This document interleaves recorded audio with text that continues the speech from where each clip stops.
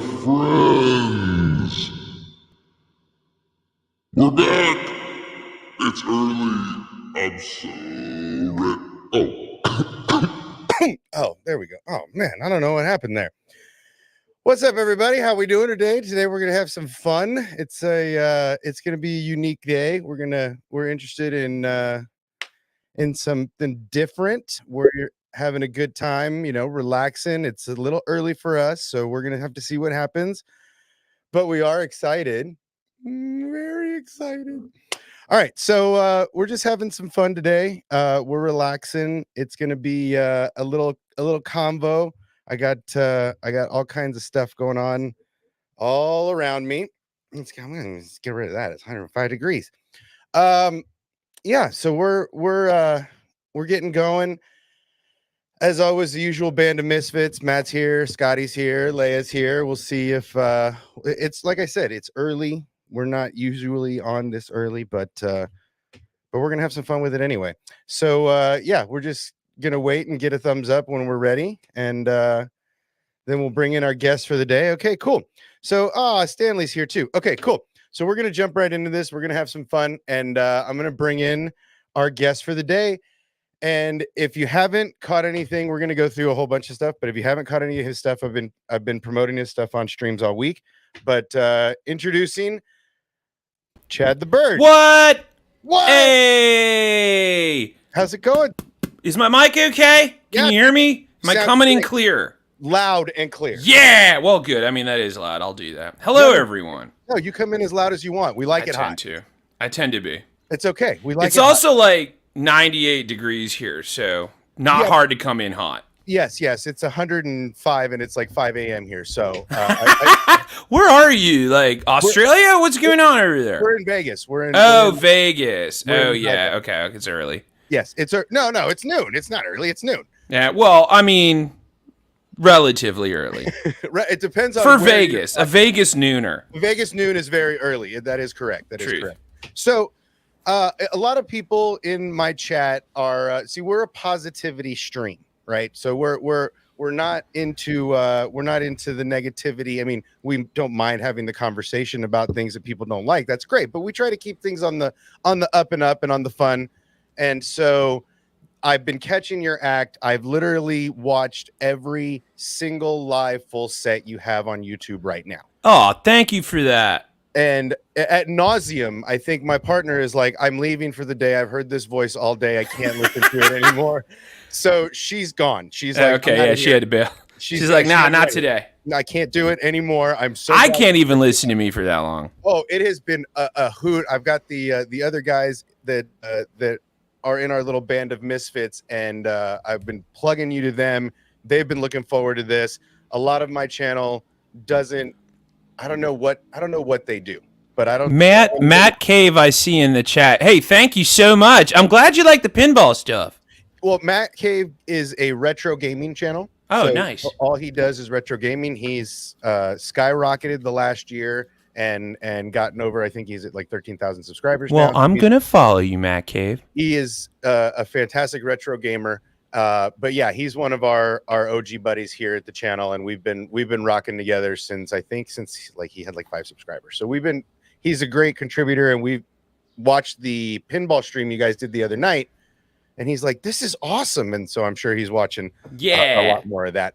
But to give everybody a little bit of idea, I feel like everyone, in the chat, on how deep your Star Wars knowledge and credentials really go. And so to clarify, would you call yourself a droid junkie? Yeah, I'm a droid junkie. I'm a droid bird all the way through. Like, you get these kids that are like, I want to be a Jedi. You people are like, I want to be in the rebellion. I'm like, no, man, I just want to be a droid guy. I just want to be the guy that's like, oh, you need one of these astromechs? I got you, man. It's the older model. That's me. Yeah, I mean, to a point where you did an entire set on just your droid knowledge. I mean, to the point where you went off on the different kinds of droids and what they do. Yeah. To the point where I was cross-eyed, and I feel like I'm good. That's my goal normally. And that was probably one of the most surprising things that I had seen. I'm like, man, I know a lot of guys that know a lot of Star Wars knowledge, and that's the one where I was like, okay, that's it. We're reaching out. Where's the email? Where's the address? Because we have to know more about this. Well, I'm happy that's what got your attention. Oh my, no, I mean, I was my hyperfixations. I was already in, and I'd already gone in, but this is what made me reach out and go, oh my God, my subscribers need to hear this. My subscribers need to know what this is all about. And so that's why we had to get you in, and that way you could get more Star Wars people following you, because honestly, it's pretty awesome what you do with your Star Wars knowledge and how you seep that in. I mean, I've listened to a lot of this stuff, and you mentioned Star Wars in an obscene amount of your comedy. How did you get into it? Is this a useful thing? Is this just you saw one and you dove backwards? Where did the bird get his? Here's the thing. I think a lot of you humans have done a lot of really awesome things, and like I dog on humans all the time. But like I think in general, roller coasters, pinball, and Star Wars are the things y'all do the best. I don't care what the nerds in the comments have to say when it comes to like, oh, the Acolyte, I got all this to blah blah blah. I'm like, it's pizza. It's what is it? It's pizza, sex, and Star Wars. It's like, even if it's bad, it's good. I don't care. I'm in all the way. So, yeah, I mean, I couldn't agree more. Everything you said there is factually true. But, you know, to us humans, right, you seem to, in your act, it comes in at random times. Is it I've looked through your Instagram at nauseum also, so I know the answer to this, but this is more for the muggles watching. Is your act? I feel so seen. You should, because you should feel exposed here, because I have done the in fact, I've been watching Sean at Hot Ones and seeing how deep he goes, and so this is how deep we're going. So is your act fully scripted? Is there like a full map of where you want to go?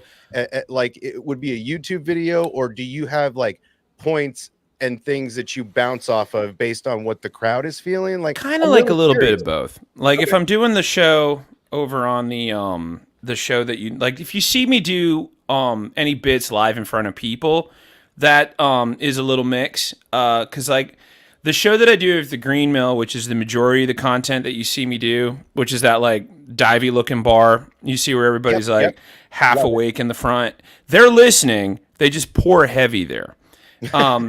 But like I get that assignment from the guy that runs that venue. The show's called The Paper Machete. It's out at the Green Mill in Chicago. If you're in Chicago, come on by. Saturdays, 3 p.m. I'll be there. And they give me the topic the night before, and so I've got 24 hours to do an op-ed piece about it. And so like I'll get up in the morning and I'll write for about 4 hours, and then that is kind of my notes that I bring to the show. And then stiff turnaround. Oh yeah, it's a tight turnaround, man. I mean, that's why like people are like, because I'll get dogged in the comment a lot, being like, "This isn't stand-up." I'm like, I know, that's not what I do. I'm a journalist. I'm op-editing, and so like it's more just like journalism, I think, because you get 24 hours. I got an editor who's caffeinated and mad at me. I got my J. Jonah Jameson screaming at me, and then I come over to the Green Mill and I present my information. But like when I'm on tour or I'm doing shows, that's a little bit of like a best of kind of thing. I got a show I'm doing in August that's going to be a completely different vibe. But like when we're doing the pinball stream, that's off the cuff. We don't have time because we're too busy watching the game. We're too busy calling it. So yeah, like a little bit of both. If it's just like those YouTube videos, those are scripted too, of course, because you edit it and all that stuff. So, but yeah, if you ever see me live in front of people, that was an assignment given to me like 24 hours in advance. That's a stiff turnaround. I mean, it looks and appears like it's a breeze, but to have somebody edit that, to have somebody go through it after you've written it, to critiques and back and forths, I'm sure that's a stiff turnaround. Oh man, they don't even edit it. There's no time. He just sends me the topic that like I'll give him a bunch of topics in the news because it's a current events show. Yeah. So I have to like look up like stuff that I think that I'll be like somewhat knowledgeable in, because I only have like a few hours to write this. So like he'll send me a couple ideas. I'll throw back a couple ones I would think it might be fun, and then we argue a little bit via text, and then he's like, "It's my show, give me Spider-Man," and I'm like, "Okay, fine, Spider-Man it is," and he's usually right, so I'm not mad about it. I mean, that's a stiff turnaround just for anybody to write something at that length. I mean, that's your 10-15 minute set usually. Yeah, usually keeps about 10. So, wow, that is a stiff turnaround to do a 10 that hits. I mean, it hits with a lot of people. It's funny because you navigate.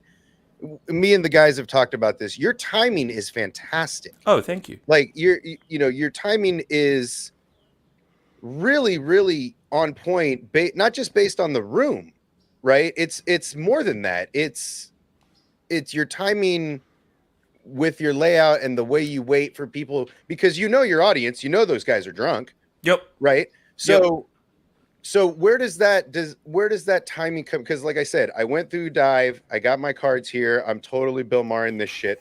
I wish I was eating spicy stuff while we were talking too. Yeah, I know. We're gonna do some fun shit with that coming up with one of the other guys too. But like, who are your inspirations? Your timing is so good. I went through your not only the streams but also the Instagrams. Gilbert Godfrey, Bob Saget. Obviously, those are big inspirations just in my comedic laughter, right? Bob Saget, when I yell in public and I can't curse, I yell Bob Saget, right? That's what we do. So like, that's the best way to remember him too. Bob Saget. Yep. And everybody turns around and goes, what? Oh no. I feel like I should be offended, but I don't know why, right? Right, exactly, right? And so are those a couple of your comedic inspiration? Oh, of course, yeah. Norm Macdonald, Bob Saget, all those guys. I think deep down in my journey to understand humans better, I'm a big fan of Shel Silverstein. I'm a big fan of Lenny Bruce. I'm a big fan of Lorenzo Music. If you don't know who that is, that's the original voice of Garfield.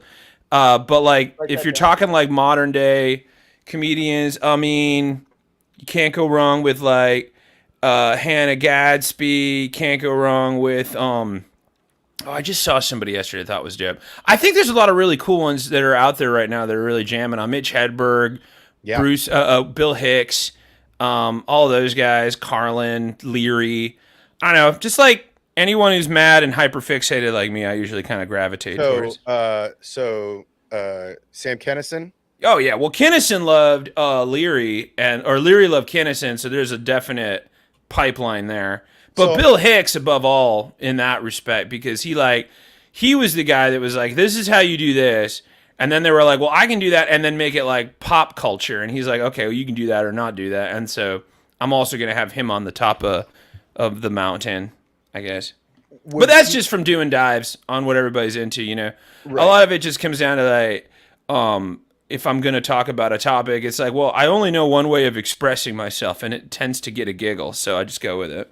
No, you mentioned Lenny Bruce. So are you a fan of what they did in Miss Maisel? Did you? Yeah, I thought I can't remember the actor right off the top of my head that played him, but he did a really good job. I liked it. I feel like that show is not designed to be edgy. So like, if you watch old video of Lenny Bruce, it looks like it smells horrible in that bar. And like when you watch Miss Maisel, you're like, I mean, it looks like you're making it look like it should smell bad, but I don't believe you. Right. Kind of like Mad Men, where you're like, I bet that room stinks. Well, that room stinks. Yeah, it's gross. It smells like gin and cigarettes. Yeah. No thanks. But like, no. Lenny Bruce, I feel like he's just not, the guy that's playing him isn't sweaty and like whipped enough. But that's just my personal opinion. But they're not going for that. They're going for like fairy tale vibe. Right, so I kind of dig it. They're going a little more mainstream. Of course, they're gonna cut the fat and make it look a little leaner. But right, that's not the show. They're not trying to bring you into they want it to feel magical, marvelous even. It's supposed to be about her. I mean, it's not really. He's just this awesome fixture that they decided to use. Like they could have done anything with that, but they chose loosely based on Joan Rivers. I hear. Right. That show. I've heard so many, it could be this, it could be this. I mean, until you get the writers on stage and you get to grill them in a panel, it doesn't really offer. But does that leads me to a fun point. Do you feel like you get away with a little more because you're a bird? Yeah. 100%. I feel like I can, Because like you see a lot of comedians out there that are like, I can't say this because of this, and I'm like, well, that's true, but also if you have to ask, you probably shouldn't be saying it. I feel like I can get away with like being a little more real with because I'm looking at you more from a bird's eye view. But like I'm up on the wire, man. I'm looking down. Right. And well, the Matt Cave makes a good point. You know, from quite literally a bird's eye view, what are your thoughts on the mainstream press? I mean, my thoughts on the mainstream press. I mean, I feel like if you're going to get news, you don't get your news from one source. You never pick one. It's like when you're looking up a recipe, you don't just go to one place. You look up a bunch of them and find the through line. So I don't watch just like one channel. I got a bunch that I've watched, and then I read a bunch of articles, especially if I'm doing research. Because mainstream media, like now, because of ESPN back in the day, getting the 24-hour news cycle going, they're just paid to keep talking. So you're just going to get a lot of takes, which I don't know if right now is what we need. Like what we need are like, these are the facts. This is what's going on. Like the Walter Cronkite days where it was just like, this is what's happening. Here's how it's going to go down. Here's what you need to know. Moving on. But like they can't do that anymore because they have to be on the air for 24 hours. So there's a lot of people like, all right, well, I got another 3 hours to kill. So here's how I feel about it. And I'm like, I don't really care how you feel about it. And then they're like, here's this guy. He's not really an expert. He was outside. Greg, what do you think about it? And Greg's like, wait, I'm going to say something crazy. And then they're like, all right, we're going to cut away from Greg now. And it's like, this is what happens when you just like unfiltered 24-hour content. So like it's necessary, I think, in most situations to like flip back and forth, get a bunch of different, like just try to find the through line. That's my thoughts. Well, and see, you mentioned earlier, the comment section of any space is I mean, just a place for insanity, but you got a little cooked under the feathers with the Rogan thing, right? Oh, right. I mean, Brogans, man, they love me. You can't do anything. You can't say anybody's name in any kind of context. Otherwise, you're the I don't want to use this term loosely, but the muggles. Yeah, will come at you. Right? Well, hear me out now. Like when it comes to the comments, first of all, I say this in regards to Star Wars also because. Well, yeah, of course. Well, I'm sure you don't have to deal with that at all in the Star Wars world. No, everyone's real cool.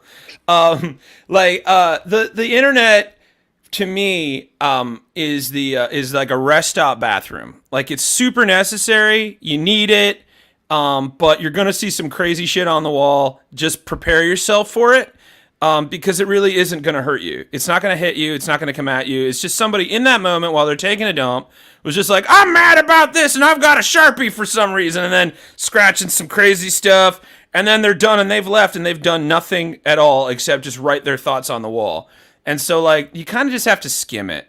You just look, you're like, all right, that guy's crazy. That sounds insane. Ooh, that's racist. This is weird. Okay, we're going to move on. Yes.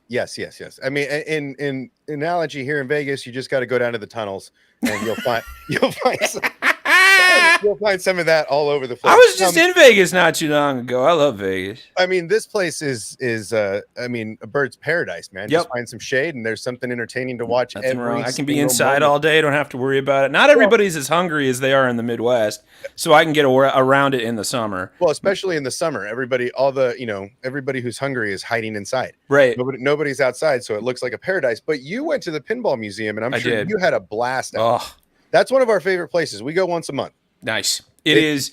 It's just what I love about it is that what I love about it, and then I also have notes about is that there's no frills. It's just like this is a warehouse where we've got a bunch of old pinball tables. Kind of like you're like an archaeologist and you discovered this like excavated Pompeii area where they're like, well, this was a bathroom 500 years ago, and you're like, okay, we're not gonna fix it up. We're just gonna. That's it. Okay, great. And like you just go around from machine to machine. And you're like, oh man, and they have everything. And what I love are people that come there and then they complain. They're like, well, like 10% of them never work. And I'm like, there's 3 people working that place. There's over like 900 tables. Do you know how to fix one of those? Because I know those guys that know how to do that, and it takes time. It's like playing a Swiss clock. Like it's gonna break. So like, let it go and go play some of the other ones. They got Venom. That's a great table. Venom's a great take. I get stuck on the Mandalorian nonstop. So I can good. Waste $20 on that machine. I'm trying to hit that leaderboard, right? Yeah. You have a goal. That's important. I have a legit goal. You're not just browsing. You're shopping, baby. No. My girlfriend goes for this old baseball machine where you pluck the lever and it shoots it up into like outs and whatever, and you get that. runs. Oh man, okay. Is it the one where you throw the pucks down the No, the thing? it's a little marble that you shoot up and it Yeah. goes and you Great. get runs, and if you get so many runs, you get a free game and whatever. She will sit there for days. I'm looking for that machine so I can buy it and put it in the corner. Whenever she's mad at me, I can be like, "Go play your baseball game. Go play your game." Baseball game." Nice. But I mean, really, it's a time machine. Yep. Is what it is for me. Going to the pinball museum is a time machine. You see games that you played, and you're like, "How did I smack this button for 3 hours straight without my carpal tunnel acting up?" Right? Because you got to stretch first, and like bananas. Yeah, and drink or whatever Water. your poison is to make sure you're not hurting while you're playing. That's the one thing the pinball museum does not have that I wish it had more of. Are like, there needs to be food and there needs to be booze. Because if you like, could get a liquor license, get in there, and you'd have to have way more security to make sure people don't bang up your games. But sure. Still, I think food would be a huge thing because you got to leave and go and come and go. It's just such a thing. But do you perform out here? I have not gotten to play Vegas yet. My buddy Sarah Hester Ross, who's always at New York, I can't think of the name of the club that she's always at. She does like a dueling piano show over there. Came to Chicago and did a show here. We did a show together in LA, and then we did a show together here. And then I went down to just like hang out. But I went down there to like get some pics in front of the Sphere because I did a thing about the Sphere. Yeah. I watched and there's a couple of clubs that we've got some connections with. We're working on it. But yeah, I'd love to play Vegas. It's it's a bucket list thing. Yeah, I mean, and there's a bunch of little stages in Vegas. It's not. Yep. I mean, you're not selling out the Forum every week. And I wouldn't want to. I'm very wee. I'm like three apples high. I feel like that would be a real rough ride if you saw me in a stadium setting. Well, I've seen you on the bigger stages, not just in the bar setting where you're where you feel comfortable, but I've seen you on those it's true. I've seen you on those bigger stages, and you're bigger sound system. Your jokes take longer to reach people. You can't hear the laughter as much coming from the back. It's a little more open. It feels more churchy. When I go back and watch that footage, and I'm just like, oh, I feel like I've wandered into like one of those weird churches where you're like, is this indoctrination? Is there something weird going to happen to me here? Baptism going on? Yeah, is this what's going on? It's just because like the Green Mill, and some of the other clubs that I've played in Chicago, like I like a more intimate setting anyway. Like I'm not after doing like the Dice Clay thing where I'm going to sell out like Wembley Stadium and like be super loud and like in the mic. That's just not going to be my vibe. I prefer you closer anyway, but mostly because I'm tiny, it's difficult to see me from a distance. But jumbotrons and everything that works. But like I'm also more nervous because there's more humans, and usually when it's an outdoor setting, it's hot, which means y'all get the grilling eyes. And I know, I smell delicious. I've been hot before, and so it's just like throwing a chicken wing into like a frat party, and I'm like, I know what I look like, I know what this feels like. But when you're in like a little more intimate barroom setting, you can look them in the eye. Right. It's more difficult. It's just like I don't know if you've ever been on any of these a tour of any meat production or anything like that. But when you watch it being born to like, hey, we're gonna have some bacon at the end of this, you're like, no. Can I have a salad or anything other than meat today, please? And they try to serve you this whole pig. It's not. I have respect for that. Like if you're going to be a meat human, a meat snacker, a carnivore, I believe the fancy term is, know where it comes from. Get in there. Own it. Own up. I'm of the school. You should know where. If I could go and pick my cow the way you can go to the store and pick your meat, I would. You can pick a lobster. You should be able to pick a cow.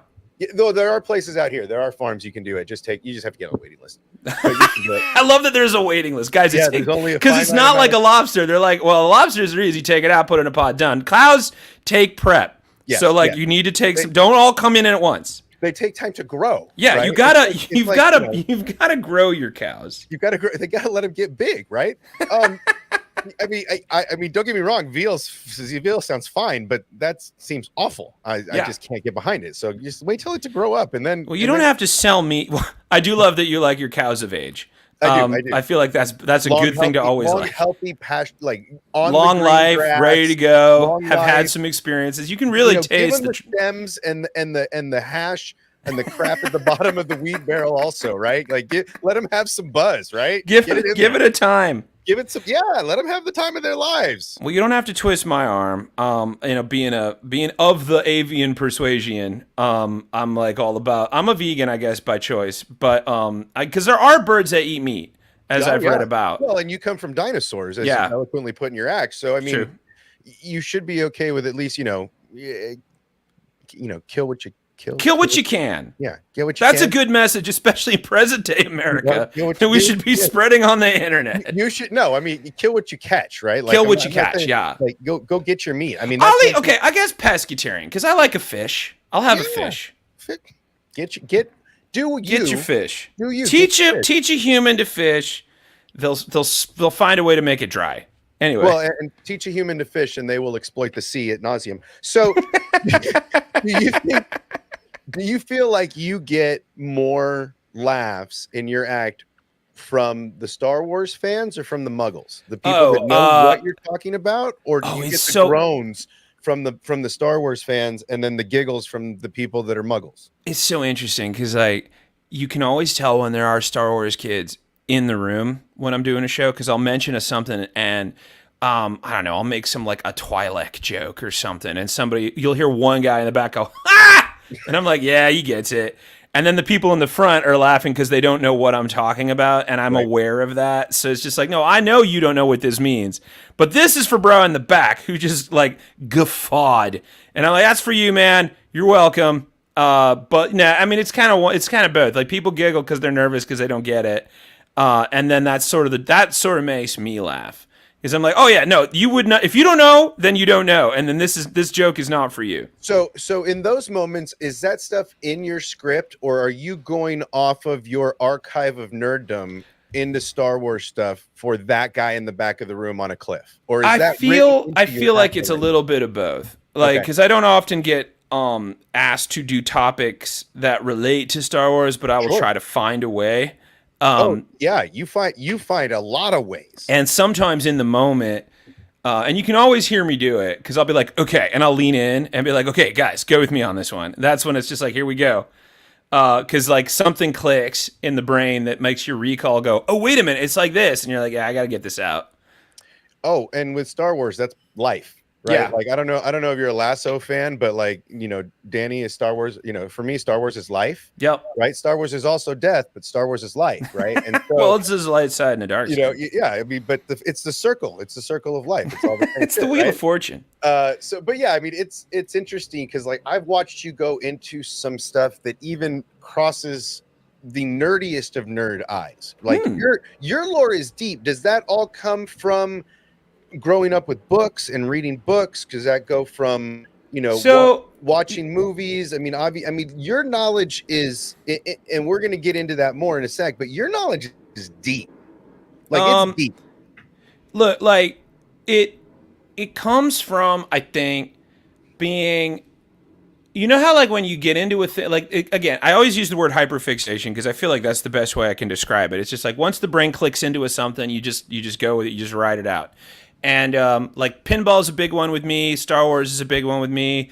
But like if you ask me like about like Civil War history, I'm gonna be like Appomattox, and that's gonna be about all I know. Sure. It's just like where your head goes, right? It's your nerdrum. And I just so happen to have a chemical makeup in the old brain pan that jiggles a little with electricity when Star Wars comes up. I mean, I don't really have a reason behind it. I mean, look at me though. I feel like I belong in a Star Wars experience. I don't look like I can't be on The Office. I can watch The Office. Right. I could be in a Star Wars. Sure. I mean, the creature creation in Star Wars right now is off the rails anyway, so it doesn't matter. I mean, our I don't know how current and caught up you are, but our little friend Basil is just he's raking it in. I saw the otter comment. And it was like, look at the sea otters, and then it's Basil. Holy shit, it's Obi-Wan Kenobi. Like, it just gets me every time. The creature creation is, and they got me in Ahsoka. The Loth Cat got me. That one. There were a couple of moments in Ahsoka where I was like the Leonardo DiCaprio from Once Upon a Time in LA meme, just like whistling, being like, whoop, whoop, whoop, whoop. There was a lot of that in there. I caught that. it's funny because we watch a lot of trailers and stuff. We come out as a group, and we'll go through them, and they're like, "How do you see this shit?" I'm like, "Oh, I just see stuff on the first go. It's also, it's just part of my DNA. I just see stuff on the first go that people don't." Yeah, sometimes you just attune to it, man. Like almost like you're force sensitive. Oh man, don't say that shit too loud. So, Oops. but you do mention that Star Wars is appealing, right? Yeah. Why do you feel it's so appealing? I love fantasy. I love sci-fi. I love escapism in films and TV and literature and things like that. And I love getting into a good lore debate because I think that's a fun debate to have because we know it's like not exactly really happening. Like I will go toe to toe about like Luke's journey. Like that's fun for me. I love to do that. I don't take it seriously because like, come on. In the end, it's space wizards, man. It's a show about space wizards and laser swords, and I love it. And that's great to me. I am going to jump ahead because you mentioned my favorite topic that you bring up. You say that Luke is not a hero, and that you will take it to the mat. To the mat. This is the time. Here is my argument. Luke is just as much of a Mary Sue as Rey. Go. Yeah! That's the hill I die on. The hill I die on is that Luke is just if Rey is a Mary Sue, then so is Luke. He's a fanboy. He's a fan. And you know the sickest part of it is he's an Imperial fanboy. Yeah, what is he obsessed with, right? He knows everything about the way this goes down. It's so and I catch so much shit for it. Yeah. Oh, I catch so much shit. But tell me what your thoughts are on why Luke is just not a hero. Well, I don't have. I mean, like, who has the time? But I can give you an example of a moment. Digest version. All right, an example of a moment. There's a buddy of mine who's an agent out here in Chicago, and I say that because, like, I don't mean this is just like a random fan. This is a professional. His best friend was one of the casting directors on the new trilogy. Sweet. And we were, because like when Force Awakens came out, we were like first in line. We got to hang out with some people that was like kind of high up in the production of it, which was neat. But then Last Jedi, I'm not bragging, this is important to the story. So now we get Last Jedi comes out. I go to see it without him. I go into his office the next day because I was like, hey, we got to talk about this. I walk in and he's like, I hated it. And I was like, give me one reason why. Because I'm like, are you going to be mad about the Canto Bite Disneyfication stuff? Because, like, that's fine. I'll give you a little bit there. That is a little wonky. But I'm not mad about it. It's Star Wars. I love that stuff. But yeah, are you getting mad about the CGI? Because, like, yeah, I can go on and on about the production because I don't like a lot of CGI in my movies. Sorry. Not sorry. Godzilla won an Oscar. Anyway, then we get into, like, what's going on. And he's like, Luke would never do that. And I heard the record scratch across the country. I was like, what do you mean? He's like, Luke would never throw his saber away. I was like, explain yourself. He's like, well, that's just not what he would do. I'm like, what would he have done? He's like, well, Luke is a hero. He wouldn't just like run away into the country and just like get old. I'm like, you mean like Obi-Wan did? You mean like Yoda did? You mean like all the Jedis do? They just disappear? Yeah, I love this. And then he's like, no, but like, look at all the stuff that he did. He saved the thing. And I was like, name one thing that Luke did that was heroic. He's like, we blew up the Death Star. I was like, lucky shot. That was a lucky shot. He was like, oh, he used the Force. I'm like, you don't know that he did. He heard the voice. He shot it down the pipe. He made the hit. That's it. He's a good pilot. I'll give him that. Now go back and watch Empire. What did he do in Empire? Well, he brought down the 18. No, he didn't. Wedge did. And like, yeah, a couple other little things that he did in there, but they were heroic, I guess, in a wartime setting. But so what? Okay, so he's a war hero. Great. And then all of a sudden we get into the end of Empire where two Jedis, arguably two of the most powerful Jedis, tell Luke, hey, Bo, don't go to Cloud City. And Luke's like, hey, you know what? Screw you guys. And they're all like, okay. And then almost gets everyone... What's that? They basically told him it's bait. It's bait. You're falling right into his trap. And he does, and he gets everybody gets almost murdered. He gets all of his friends almost killed. Han Solo goes into the carbonite. He does all of that because he shows up. And he falls into it, and then he gets away. Okay, great. So he survived. Now, Return of the Jedi. What did he do in Return of the Jedi? He fought his father. Okay, that's dope. I mean, granted, I'll give him some credit for like some of the war aspects of this where he did some things. Most of the movie, he's just like trying to figure out what's going on. He's going through some stuff, and then he hangs out with his dad, and his dad ends up saving the day. Not him. Vader kills the Emperor. Sorry, spoilers for Return of the Jedi. And then, and now you get into Force Awakens, and now you get into Last Jedi. Of course, all the backstory about all this. Okay, Kylo Ren, he raises Kylo Ren. Kylo Ren kills everybody. He's pissed about it. He runs off to the woods to die, to throw it away because he's disillusioned. And of course he's disillusioned. There's all this bad stuff that happened to him. And then what happens? He's like, you know what? I don't want to deal with this anymore. I'm out. See ya.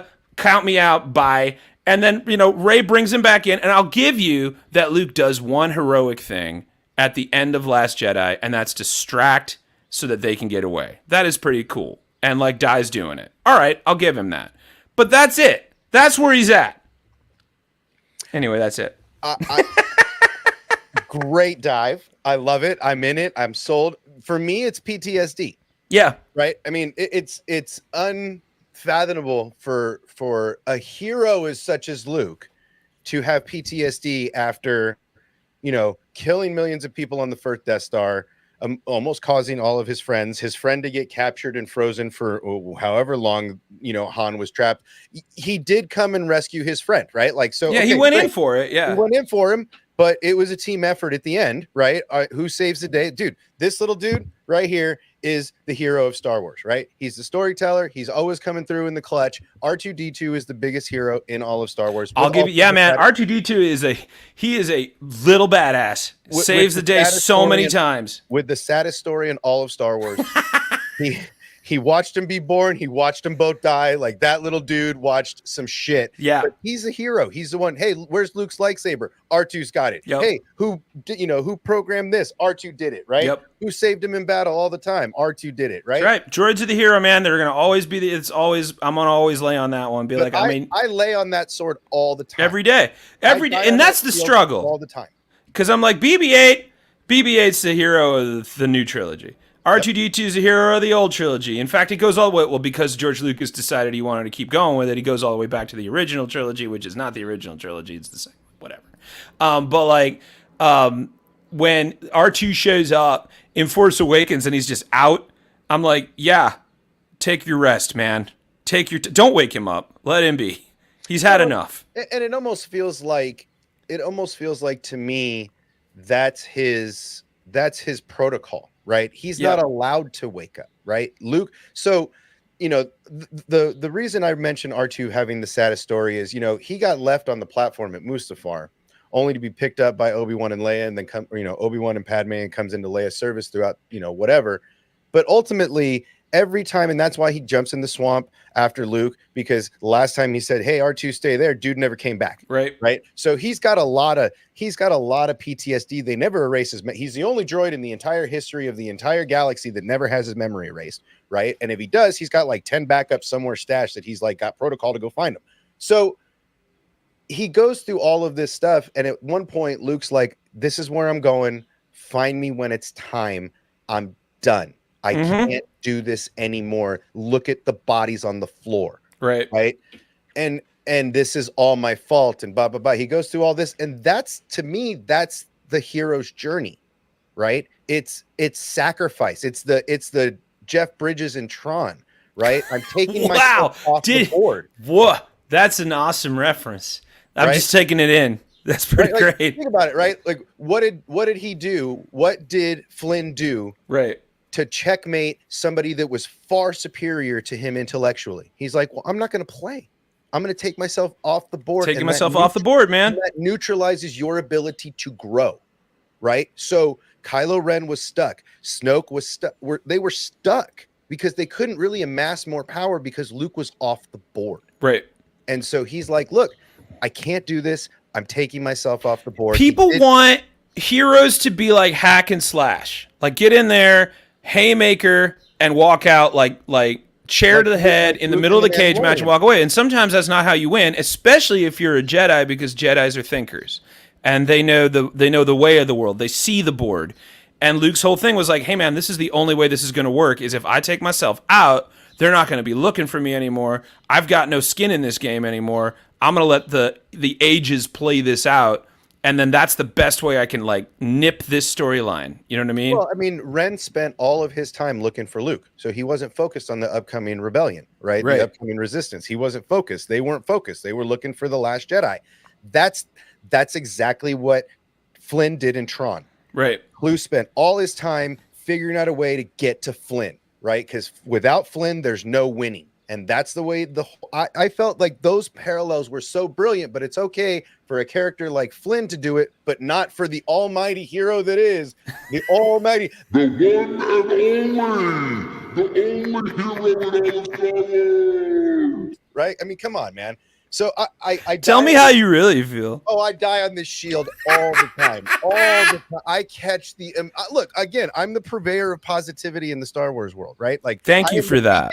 I am the beacon of light in the dark sea that is Star Wars, right? Yep. Especially in the metaverse. But if you go into the real world, the Muggles love this shit. Yep. I get talked to all the time. Oh my God, did you see the last episode? It was fantastic. It looked great. It was $180 million. It looks like $380 million, right? Like, right. The Muggles who aren't looking to nitpick, right, are fucking excited.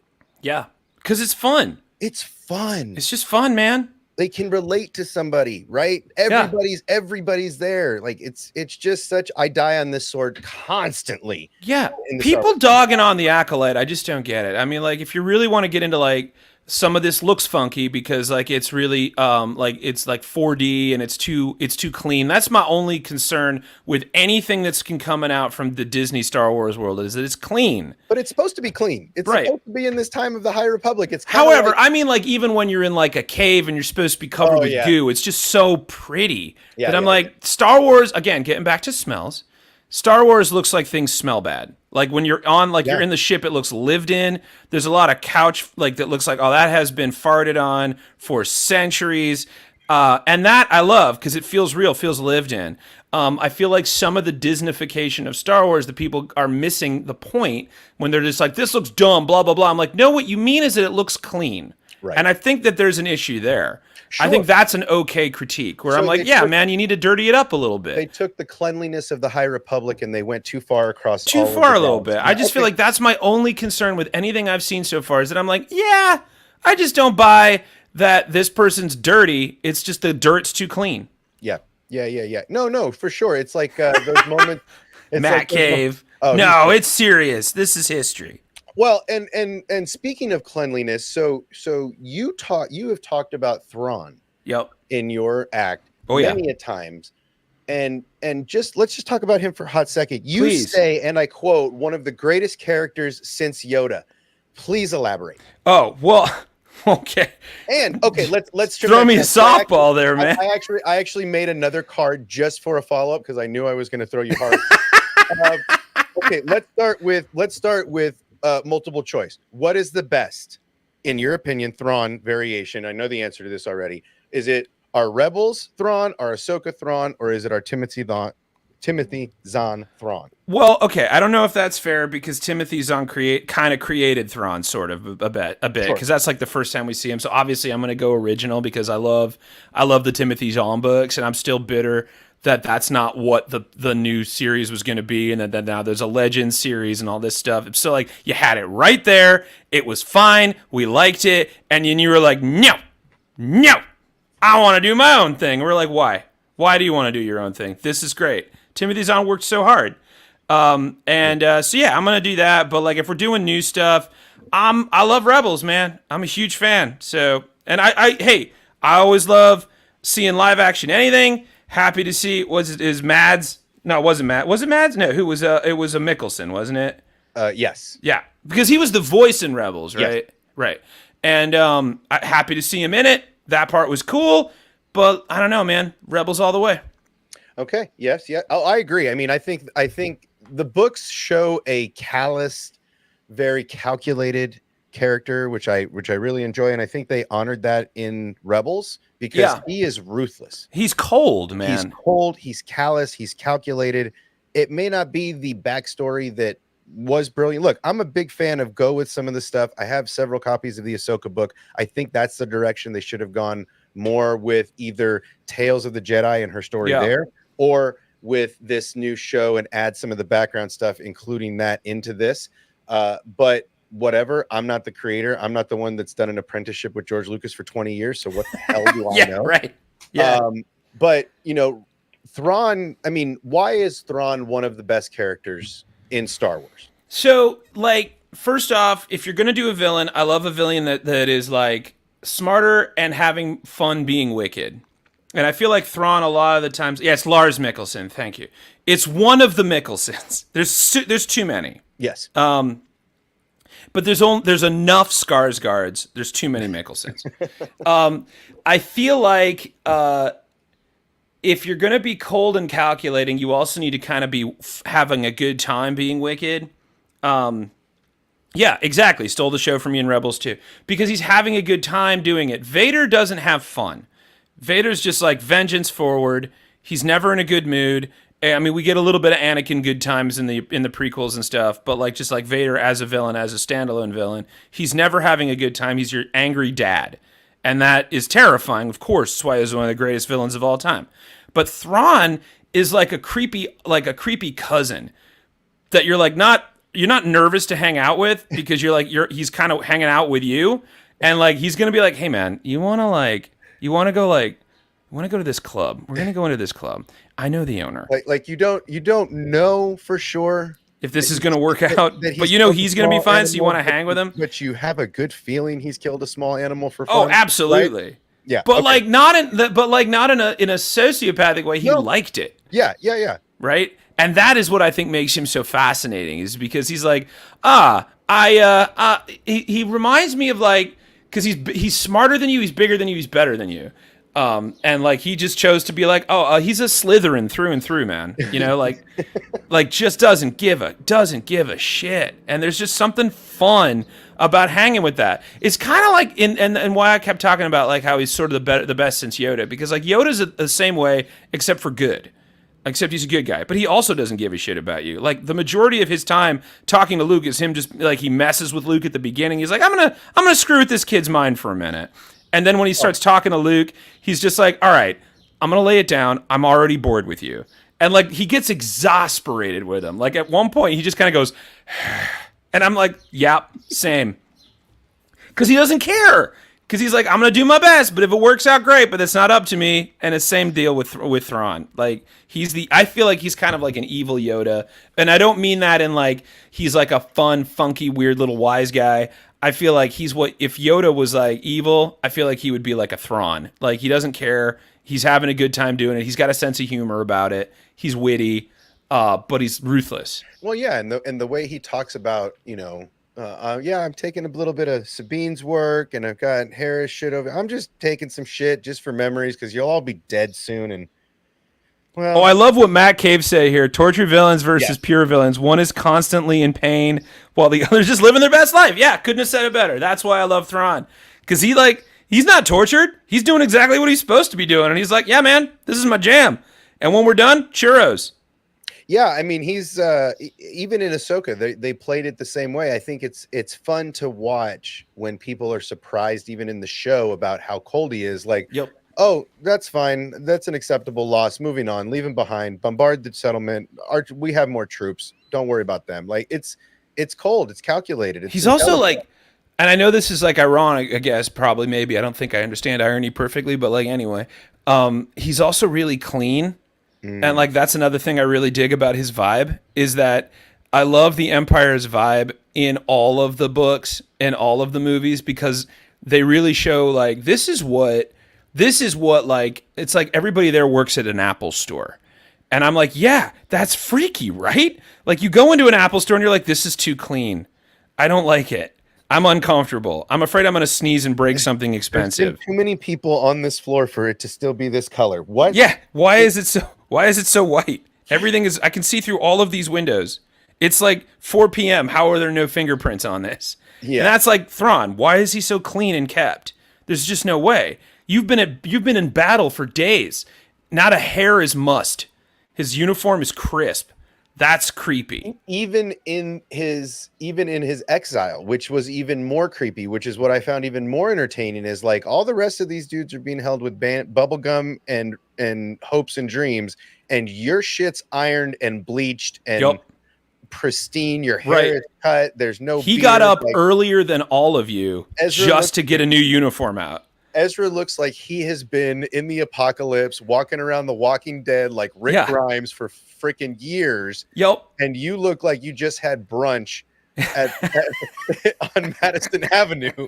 Like you look like your car is chilly on the inside. Right? Like I'm going to open that door. It's going to smell like you've never used this car. The AC is going to be set to 50. New car smell in a Tesla that keeps the car cold for you. Yeah. Not a single scrap. There's not even a gum wrapper on the floor. No. Yeah. There's not nary a coffee cup to be found. Not a ring in the cup holder from your previous. Vader has like nicks and chips on his suit. He's got like must on his helmet. Like there's like those close-ups in some of the scenes in like episode 4 where he's got like smudges on his helmet. Like Vader gets dirty.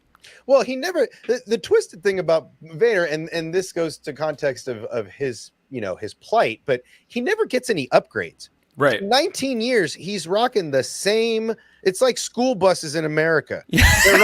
There's been no innovation in school bus technology. Have we not? How is it still this? It's still this, and that's part of the torture, right? That's part of the game. Is like, oh, I've amassed this huge army. I have everything I've ever wanted. The Emperor's sitting on Scrooge McDuck's pile of gold, living in the fanciest place, and he's rocking the school bus from. Yeah, I have the money, but I'm still going to drive my '86 Chevy. Yep, I'm going to work on other shit. I got so much other shit, but you're just. You need a new alternator? We'll put one in. Don't worry. I got. Yeah, he's the guy that's like, I'm supposed to get my oil changed, but I don't know. I don't have time right now. And you're like, bro, it's been 10 years. You have to do something about this. It sounds horrible. It sounds like a prop plane landing in your backyard. Yeah. And like General Grievous is like, he's like kind of like the iMac of Star Wars, where it's like this was what we thought the future was going to be, but then go further back. He's the Apple II. He's the Apple. he's the first version that almost canceled the company. Yeah, that's a good call. And like, but he even looks more pristine than Vader does, even with a broken chest. He looks like he could still get after it. Vader, you're like, how are you still walking, man? That's a Model T. You're driving a Model T. Where do you even get gas for that? Well, but I get that is a steam-powered villain. I get why they did Grievous like that, because they're like, well, we're going to take everything but your eyes, brain, and heart and lungs. We're going to take everything else, and you're going to be 100% flexible.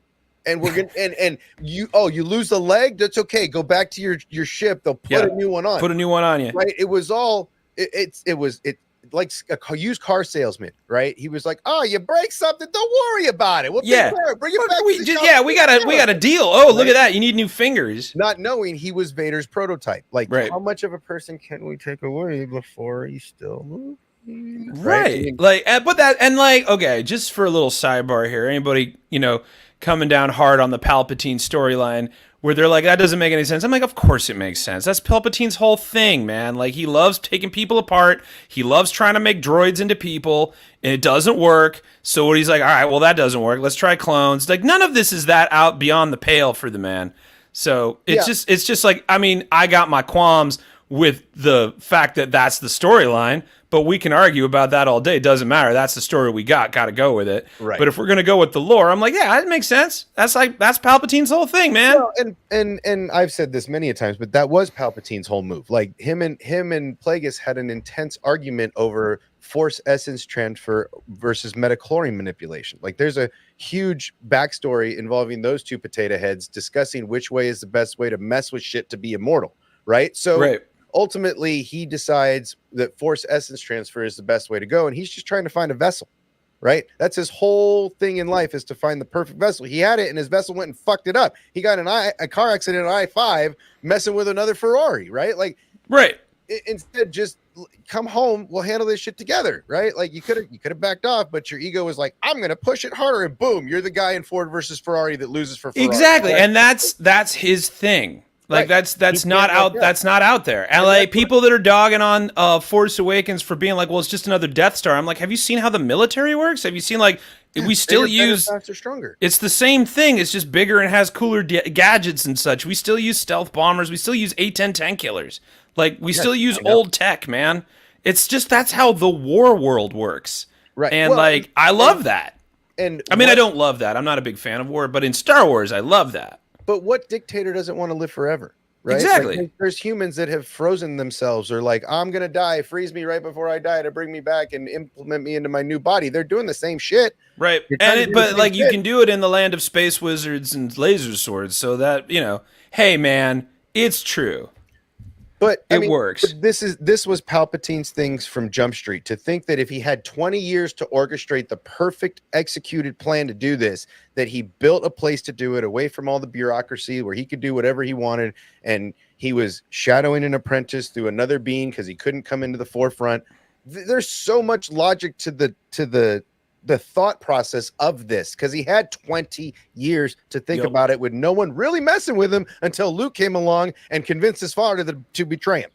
Right. That was Luke's greatest hero moment in the entire original trilogy, is getting Anakin to come out from behind the shadow. Yeah, being a good son.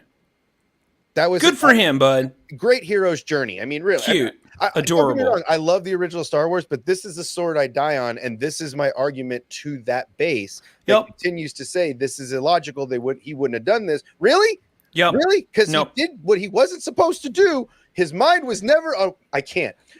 Dude, the fact that I cried. Okay, hear me out. This was a cry moment when I saw Last Jedi and Yoda showed up, because like I'm a Yoda stan, and I knew that it was like Frank Oz is in there, and I think that was great. And I'm like, dude, for just a minute, I'm not listening to what they're saying. I'm just thinking about, here's Frank Oz and Mark Hamill doing the moment together. That's dope. And he was really there, double dope. But when Yoda like looks at Luke and he's just like, your mind was never on what you were doing. I was like, I told you, I've been saying it. Why won't you listen to me? I'm just as tall as Yoda. He doesn't think. That's his thing. He never pays attention to what's happening.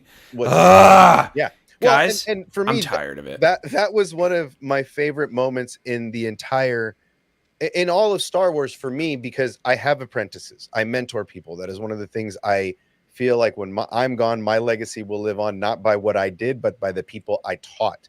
And so the moment, and I've said this often on my streams, Yoda talking to Luke and telling him, we are what they grow beyond. Your apprentice should always outgrow you.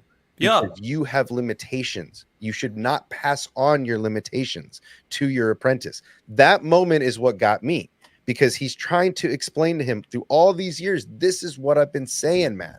Yeah. Right? You're not perfect. You're not going to be a hero. There's no such thing. You're just a pawn in the game. Like, they called me a hero and I had to go exile into a swamp, right? Like they called me a hero, but at the end of the day, I failed. Right, I'm a failure, just like you, just like everyone. But everybody puts all the original trilogy characters on a pedestal, cannot be knocked down. Right. Well, I mean, they're talking directly to the fans too. I feel like meeting a Jedi. It's like, this is what it would be like to meet like Robert Plant. I want to believe that like Robert Plant lives in this like shack in the middle of nowhere, and you're like, aren't you the guy from Led Zeppelin? And he's like, I was once. Those were the days. We are what they grow beyond. Yeah.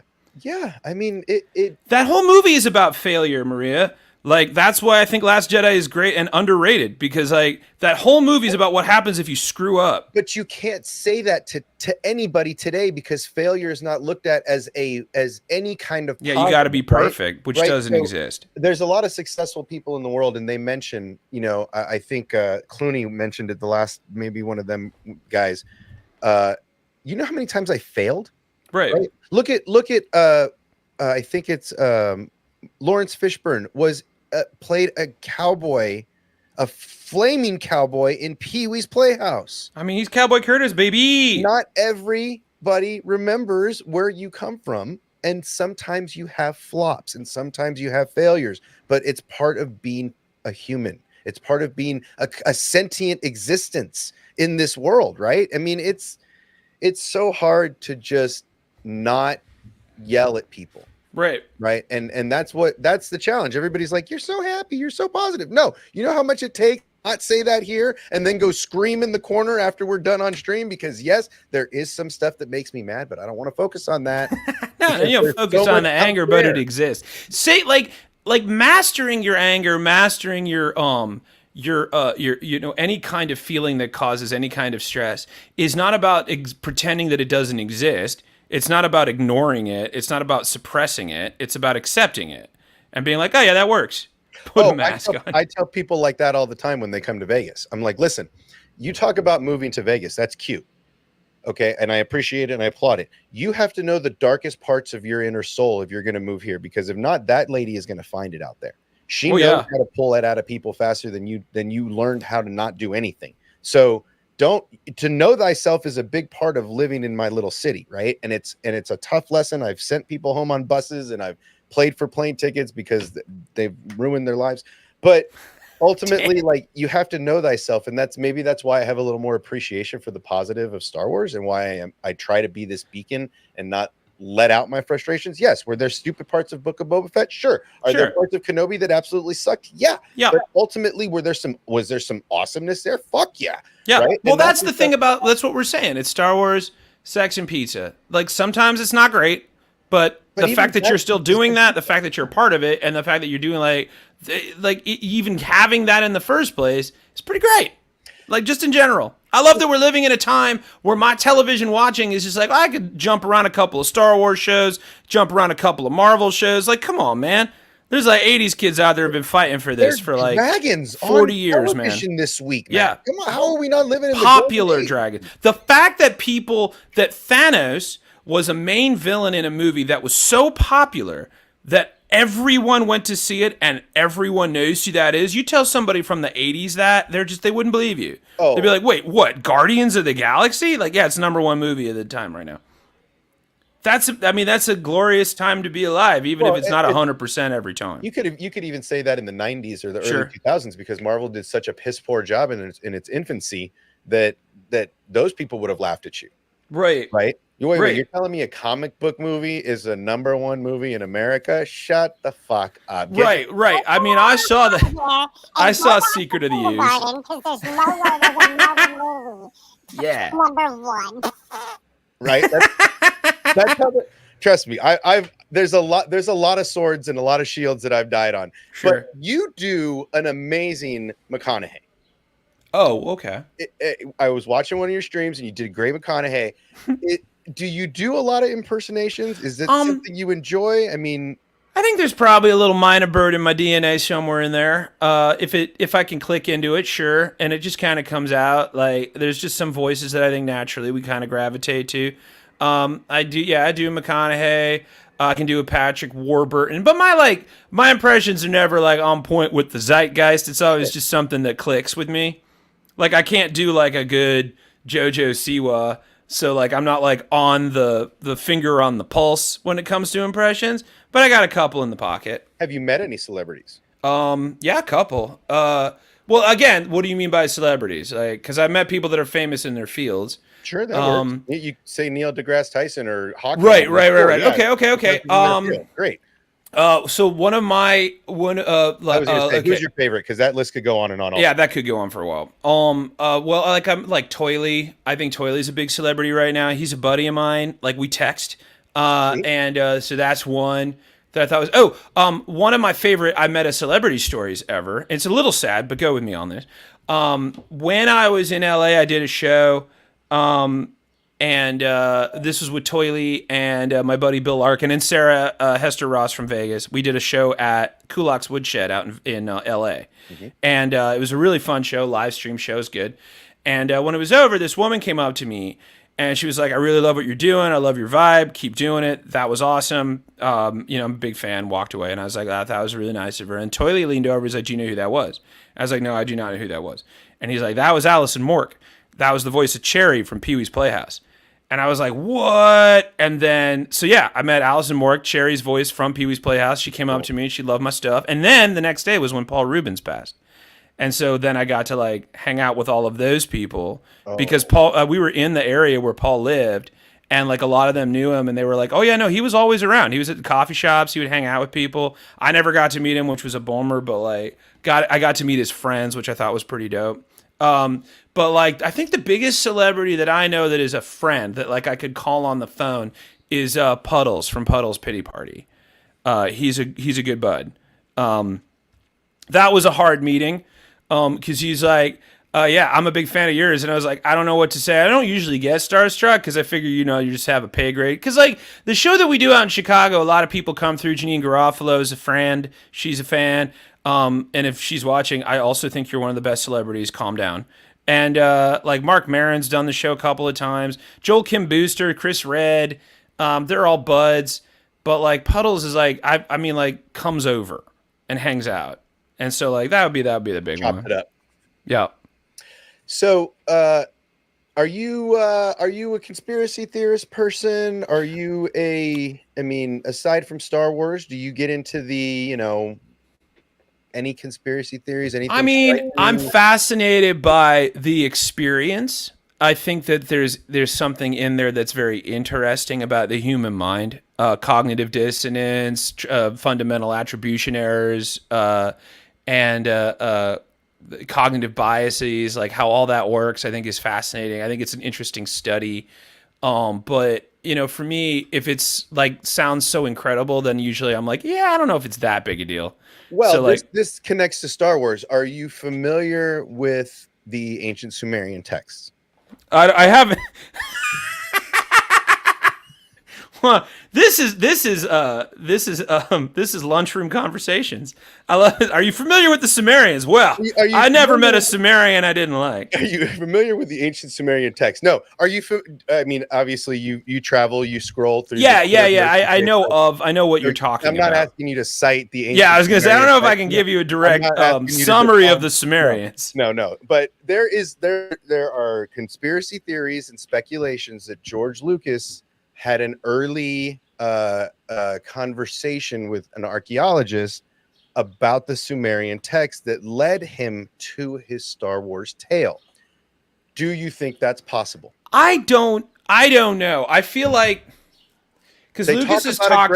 They talk about a great Star War that humanity and all those gods and all that shit came to escape from, with laser swords and all that crazy shit is supposed to be in all these Sumerian. I don't read ancient Sumerian. If I could, I'd be billionaire because I'd know where all their maps and fancy technologies are, and this Earth would be mine. But that's a different story for another stream. But do you think George could have gotten any inspiration from something like that?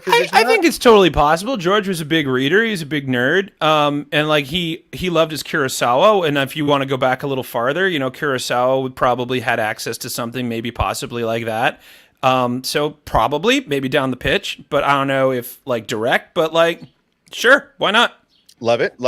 Now, do you prefer your Star Wars on the, obviously we know not on the cleaner side, but you go through everything from the EU to, what was canon to what is canon. Do you get upset at retcons? So, okay. This is a big reveal. There was a bit that I did where I was talking about Star Wars and I was like, stop messing with it. Oh, yes. One of my favorites. Right. I think there was a little bit of gas behind that just because it was funny to me. I care enough, but I don't care that much, right? Like if you're just going to go, okay, turns out we didn't like this thing, we're going to retcon, it didn't happen. I'll be like, boo, but I'll still get it. I'll still get after it.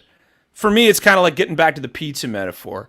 If you're going to put like pineapple on a pizza, by the way, I've seen some anti-pineapple in the comments over there. I don't know what's going on with you guys. I don't know why you don't like fun. I don't know how to help you. Go touch grass. But if you're going to put pineapple on a pizza, you got to do it right. Like, don't do the giant rings, and don't do the chunky bits. You got to do thin triangles. That's the correct way to do it. But like, if all of a sudden you're like, hey, you know what? We're not doing pineapples. We're going to try doing mandarin oranges on it. I mean, like, immediately I'm going to be like, but I'm going to try it. And if I like it, well, now I like oranges on my pizza. By the way, that sounds vile. Don't do it. But I think that's kind of how I feel about retcons. It's just like, I don't know if I dig that, but then eventually I'm going to try it. Well, so you're a Rebels guy. Are you upset with the way they did Kanan's backstory in Bad Batch? based on the retcon from the comic book. Because here's the thing. Okay. Okay. Short answer. I'm not upset about it. I know why they did it, and I understand that it was part of it. And the comic book, like, okay, that's also, I guess, canon. Because I feel like with Star Wars, it's like Mad Max now. Like, there used to be a canon, but now we're kind of going, all right, but maybe these are all myths, so maybe it's whoever's telling the story. Like, the Mad Max movies don't really line up. They're just like different tales of the wasteland kind of thing. That's kind of where I'm letting my brain hang. With all the new stuff with Star Wars, I'm like, you know what? I don't think you're going to be that sacred with it. So I'm not going to expect you to be. I get mad when you go back and change the movie. That's when I get mad. Like, so Lucas going back and changing the original trilogy made me angry. I'm the same way. So you don't like the added explosions. You don't like the Jabba scenes. You don't like the giant. Cool. I'm on the same page. I am VHS copy. Original cut. I'm an originalist. I also am like, hey, Star Wars 1977 in the National Registry of Film that George Lucas helped set up to keep people from screwing and colorizing black and white films. And then he goes and does that exact thing to his original trilogy. That torqued me off because I was like, seriously? Is nothing sacred? I mean, no, not really. But, like, that should be, though, a little bit, right? Like, nobody wants to... Because originally he set that up with the National Film Registry because they were going to colorize Casablanca. And he was like, don't do that. That's sacred stuff. And then his movie, Star Wars, is in the National Film Registry, but then he goes and messes with his original thing. So I'm like, that sounds like hypocrites to me. And I'm not a fan. Well, I mean, not to bash on the creator, but sure. I mean, ultimately, but we can because he can take it. That's a nice money grab. Yeah, I mean, get your money. Like, in the end, get your cash. I'm not. Look, I get. I have access to the original trilogy. I can watch it whenever I want, and I can just like have my own little bro moment where I'm happy and in a little clam and sand. But like, I think there's just something a little sus about that, and I had to take a moment to call it out. I'm sure George Lucas is doing fine. Well, yeah, and his $4 billion. I'm sure he's sitting pretty, but. Ultimately, that as much as I understand people will want to say it's a cash grab, at the same time, I understand it wasn't up to the technology cut up to my vision. Great. Use it in your next movie. Yeah. Also, whenever anyone throws it was a cash grab thing at you, whenever in anything in movies, just be like, yeah, all of it is a cash grab. Yeah, it's all a cash grab. It's all a crap. Nobody makes movies because they want to. They do because they can make money. Okay, so quick one for the Matt Cave. He's a retro gamer. You mentioned King's Quest in your. Now that's an old school. Oh, now we're into it. That's diving an old school game. Which King's Quest is your favorite? King's Quest 5. Okay, great. I'm a King's Quest 2 guy. Awesome. That's Rosetta's. No, which one's that one? That's the one that covers all the weird bases. That's yeah. That's the one where you're like talking to dragons and snakes and all kinds of weird shit. Dracula's running around. There's all kinds of weird shit. Did you ever play Space Quest? No, I was never I've never gotten a handle on it. Like, it was a hard game. I know of it, and I love my point and clicks, of course. That's another one. It's like I was doing a retro stream for a little while where we were playing through some older like Lucasfilms games because like again, there's the 90s is my favorite period of human history. Apparently, I don't know why. And like going back and playing Myst and Riven and Exile, and then playing like Dark Forces and playing Heir to the what do you call it? And TIE Fighter, X-Wing. You're speaking Matt Cave's game. That's right. That's right up his alley. That's all. And we did a playthrough. For like during 2020 when everything was locked down and I was like, crap, well, I don't know what to do. I got on a Twitch stream for a while where it was called Retrodeo. And what we would do is we would find old 90s, and I don't mean to say old, it's not that old, it's like 30 years, whatever, old enough, classic retro gaming, and got into like, we were going to play the Dig, or we're going to play Full Throttle, or Sam & Max, and that kind of stuff. But never got around to Space Quest. I would love to revisit. It is the old. It's like the old King's Quest 2, where it's type text to talk, type text to move. Actually, you can move with the arrow keys, but you have to grab this, look here, all that text to action stuff. But it's literally, it's a dumbass game.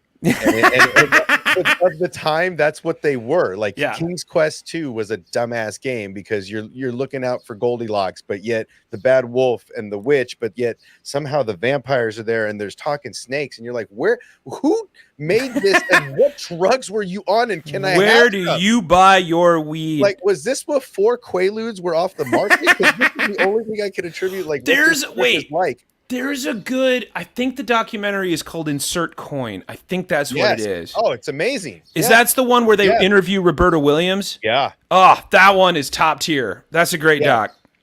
There's not very many. I mean, the Tetris movie they just did was amazing. The Pinball movie, I don't know if a lot of people watch. Oh, the Man Who Saved Pinball? So good. There's so much good of that. Retro He's on my list, stuff. man. He lives out in Schaumburg, Roger Sharp. We've talked a couple of times. I want to get him on the Birdcast soon. But you know, he's in his 80s and he doesn't like to travel too much. I wouldn't. Yeah, you got to go to him for sure. Right. Also Nolan Bushnell doesn't live too far away. I'd love to hang out with him someday.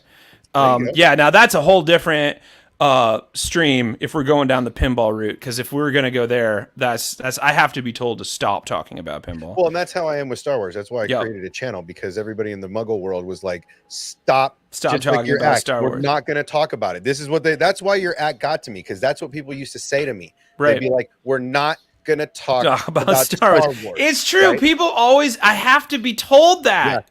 Yeah. And I'm like, why? Why not? What do you got going on? Oh, that's why I created this space.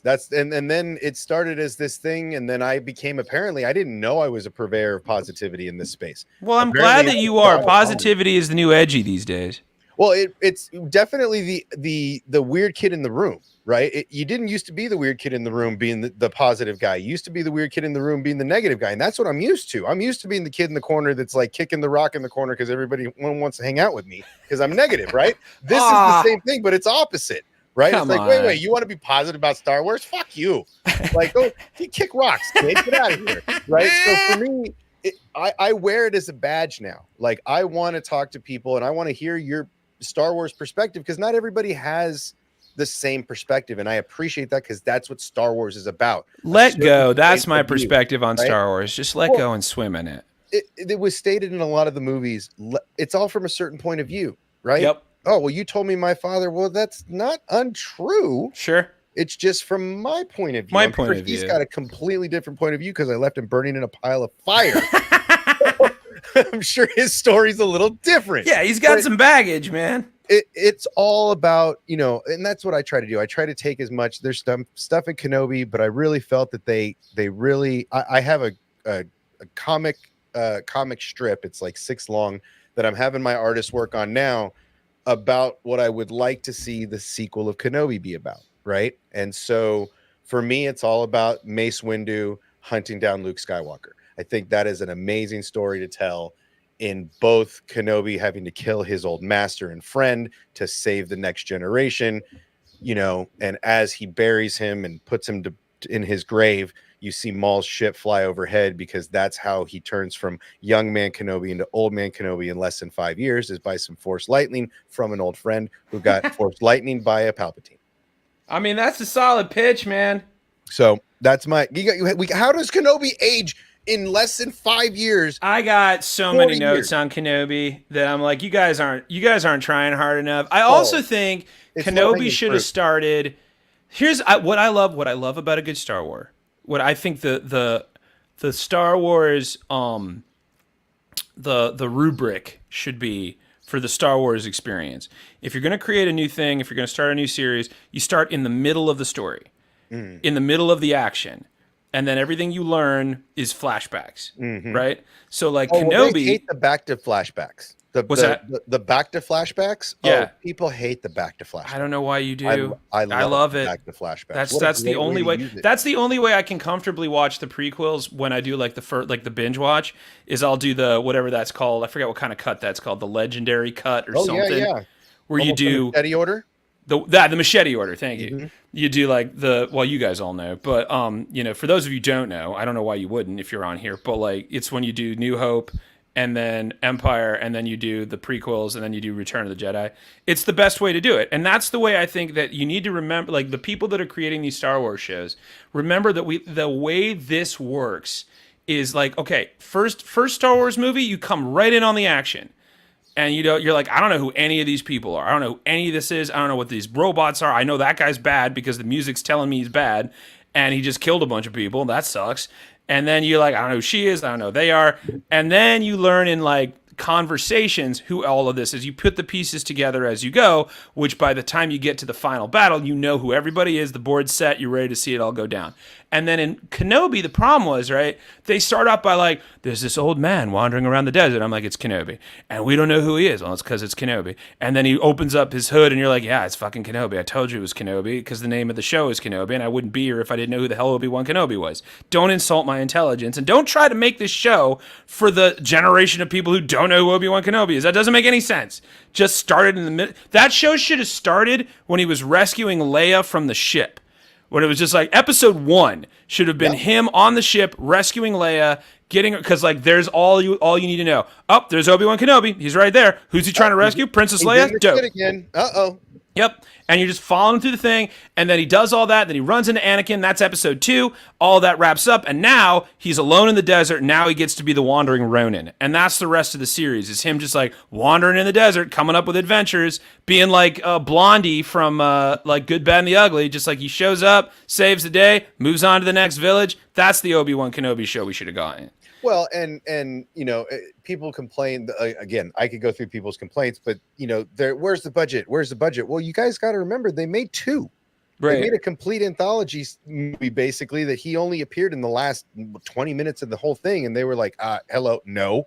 So a lot of that budget didn't cross over. I mean, you look at Acolyte. There's $180 million in there, no doubt. Right, the everything looks polished. Yeah, everything looks and great. yeah, that was my nose. I thought it was too polished, but that's an easy nitpick to knit. But I'm okay with that so far. Hopefully, it gets a little grittier now that we've kind of getting into the action and the shit of things. But ultimately, I could start off with High Republic being a little bit, you know, a little bit more polished. The ships are a little nicer. They have different. Apparently, there's home and away robes. I didn't know this. They're just like hockey jerseys and everything else. They have. Give it to me. The gold is home, and then away is darker. Like, okay, super into it. You got home. Apparently, there's dress blues for when you're in the council area. Awesome, I mean, dig it. There's all. Apparently, these guys had money coming out everywhere. So. Cool. It should look. I mean, that was one of the complaints of the prequels that people forget about. Is they're like, well, wait a minute. My old Star Wars, they were all funky square triangle pizza ships, and now they're round, and the spaceships are new. I don't understand. I don't understand. That's the argument, right? That was the old prequel argument. Well, the ships are. How do the ships look newer? It's an older time, and I don't understand. And it's like because they're living in oppression. Because the Empire is an oppressive force led by a dictator. Sorry, you got me started. Anyway, fight the fans. Use your own rules, man. It's like I know this is like not a Star Trek thing, but I'm going to talk about it anyway for a moment. They're like when that when the J.J. Abrams Star Trek came out, and everyone was like, "What? They're doing time travel? That's so dumb." I'm like, "Have you ever watched Star Trek?" Hello. Like literally using your own rules against you. It's not a retcon. That's what Star Trek does. They do this all the time. They flew through the sun and they did it right. And it was great. Using a solar flare to go backwards and forwards in time. So good. All in. Same way that Stargate did it. The same way that all time travel should be viewed. I would love to get a Stargate reboot going. Don't get me started. They are trying they've been trying for 5 or 6 years. Bring Bring back that Stargate, baby. Since before the Amazon sale, since before MGM sold their library to Amazon, they were trying to do that, and it was almost in cement. And then Amazon's been talking about it for years. Yeah. I think it's something to the gate or gate something. I watch a stream. Don't reboot it. Just pick it up where we left off. But that's what they're great at. Is like you brought in Atlantis. And you use some of the characters to get you there. Okay, cool. You use Jack O'Neill to usher in some characters we'd seen that are annoying, but we remember them. And then you did the same thing on Destiny. You brought in a couple of OG characters, but they had to stay on Earth. And that, like you ushered it in this right way. Do that same shit. Amanda Tapping is still alive. There's still a large part. Shit, fucking my guy Richard Dean Anderson is still alive. Use him. Get him. Bring him in, man. Wheelchair. President President Jack O'Neill, former President Jack O'Neill. Why right? not? Why not? Bring back, you know, if not? you're going to do it, like lean into the lore. Go You don't have to hard. you don't have to go back and try again. It worked No. fine. Go back in the paint hard. Yeah, I Former also don't President like. I Jack don't O'Neill. understand the reboot mentality just in general because it's just like those movies still exist. It's easy. That shit's Yeah, so easy. you know, And they like have you no- can they still have no watch the original movies. They have no original thought in story. All these reboots, there's no originality. They Well, can't. and of course it's new. because it's IP, and I get that. Sure. Obviously, like I said, the argument that it's a cash grab just doesn't wash with me anymore because it's all a cash grab. That's the whole everything point. is.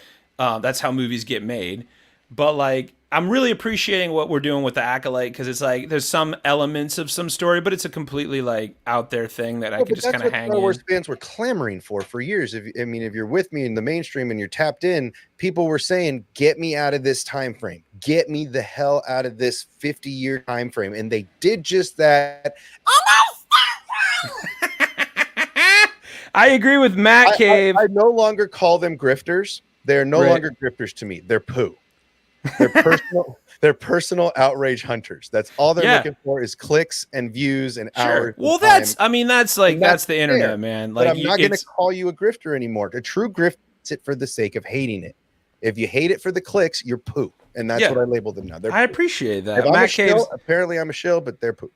He says, pick up in the middle with a new adventure. The audience will catch up. That's the jam right there, man. The audience will catch up. We'll figure it out. In Well, fact, it's more fun if you let us figure it out. Okay, I know that Rise of Skywalker's got its share of problems, but here's one of my favorite parts in Star Wars is the very beginning of Rise of Skywalker. When you're on the Millennium Falcon and they're running around and they run by that Flurbo guy. I laughed so hard and I screamed in the theater. I was like, who the hell is the slug dude? Who's that dude? And they don't tell you because they don't care that you want to know. They're like, no, screw you, man. We're in the middle of a war. And then later in the movie, Flurbo comes back and I yelled out in the theater, it's Flurbo! That guy! That to me is Star Wars. But That's a Star Wars the moment. fact that there was 1 out of 400 people that said it and knew it is exactly Claude, Star Wars, thank you. His right? name is Claude. Yes, Claude. Claude. Well, but that's just- Flurbo was what I called him in the theater, and I just never let it go. That's I just it. like, You're it's that Flurbo whatever. guy. That's it. You are my Flurbo, and I will call Flurbo. you my Flurbo. And we will I will hug call you and Flurbo, squish and you are, I guess, an engineer. I don't know, but like rock and roll. I have another gripe with Star Wars things. Please. If you're gonna again, go nuts, get in there, make up wizard stuff, witch covens. I don't care. I'm all in. If you're gonna have an alien, can you try more bleep blorp language with that? Is there any way we can get less cartoon voices with the creatures? Because a lot of the times in Star Wars, it'll be like Hammerhead Shark Guy shows up, and to me, Star Wars is like we have to fight the Empire. Everybody's got kind of faux 30s accents, and So then you want more fish lady. You Yeah. want more frog lady. yeah, I want Can't more. understand. I can't speak that language, but you can speak that language. So you're translating for me. Because whenever, okay, case in point, Yo, Coach when we're Hart. on Canto Bite and the Joseph Gordon-Levitt Southern alien whatever the hell shows up and is just like, there's a guy that stole my ship.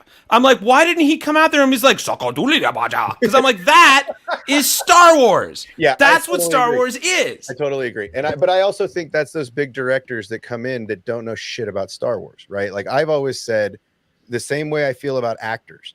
Do what George did. Go with no-name actors. No namers, man. Or- We don't and- need any and- more. We don't look. I love. I think Austin Butler is a great actor. I love. What's his name? The guy who's on. The guy who's all over the place right now. I can't think of his name right off the top of my head, but he's everywhere. Timothy Chalamet? Timothy Chalamet. Thank you. The Chalamet. I love the He's fine. I got no issue. But he doesn't need to be in everything. And if he shows up in a movie, all it is Timothy Chalamet. Well, and So that's give how me I some felt- no-namies. That's how I felt about the Acolyte. Like, I'm glad that Trinity died in the first scene of the movie. Right. Because I don't want to see her face again. Right. Like, It's- great actress. Love that you did. Came in, did some wire work, had a great fight scene. Okay, you're dead. Good. I don't have to see a familiar face. I barely recognize my guy from Squid Games. Right. Exactly. Who- Yeah. Who deserves a fucking Oscar for learning English to play his lines. So Right. fuck off. It's I mean, great. they did it in Rogue One because at the time, none of those actors were that big. They were fine. Right. But every now and then you'd get one or two of them in there that you're like, oh, it's that guy, Look, which is I what lo- the original Star Wars was. Because people knew who Alec Guinness was. Right. Right. And like, so when they would pop up, they'd be like, oh, it's that guy. But then And that's nobody how it else. should be, because I want to know the characters. Right. They did it in Force Awakens. Because Well, like at no, the they time, like those guys weren't huge. Even Adam Driver. No, none of them were. That's what I Right. loved about it. It was a bunch of no-name actors again. It wasn't a celebrity that I'd seen in other things. And I mean, look, don't get me wrong. I love that we had Apollo Creed in Mandalorian, but I didn't need him to be there. It could have been Right. another no-name But actor. he was just shy of being like super popular at the time.